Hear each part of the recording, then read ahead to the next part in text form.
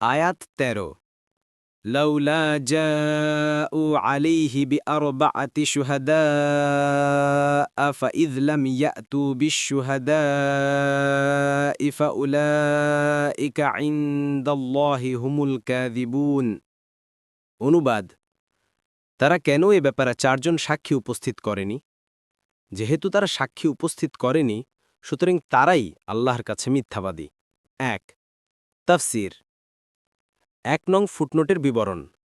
এই আয়াতের প্রথম বাক্যে শিক্ষা আছে যে, এরূপ খবর রটনকারীদের কথা চালু করার পরিবর্তে মুসলিমদের উচিত ছিল তাদের কাছে প্রমাণ দাবি করা।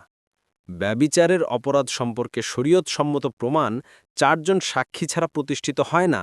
তাই তাদের কাছে এরূপ দাবি করা উচিত যে, তোমরা তোমাদের বক্তব্যের সপক্ষে ৪ জন সাক্ষী উপস্থিত করো, নতুবা মুখ বন্ধ করো। কারণ তাদের দাবির সপক্ষে কোনো দলিল প্রমাণ নেই। সামান্য সন্দেহ করাও সেখানে গর্হিত।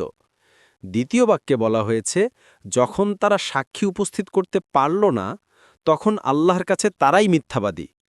এখানে আল্লাহর কাছে অর্থাৎ আল্লাহর আইনে অথবা আল্লাহর আইন অনুযায়ী, নয়তো আল্লাহ তো জানতেন ওই অপবাদ ছিল মিথ্যা। তারা সাক্ষী আনেনি বলেই তা মিথ্যা, আল্লাহর কাছে তার মিথ্যা হবার জন্য এর প্রয়োজন নেই। দেখুন বাঘবি, ফাথুল কাদির।